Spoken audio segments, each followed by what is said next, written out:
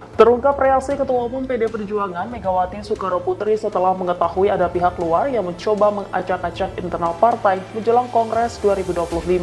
Megawati disebut langsung mengeluarkan instruksi agar seluruh kader siaga satu menghadapi isu tersebut. Demikian diungkap oleh Ketua DPP PDIP Deddy Sitorus. Deddy menyebut upaya menyerang PDIP dilakukan secara terorganisir dengan memunculkan isu bahwa partai banteng dan kepengurusan Megawati adalah ilegal. Isu yang menyudutkan PDIP di bawah kepengurusan Megawati itu dimunculkan lewat pemasangan spanduk di sejumlah titik di Jakarta.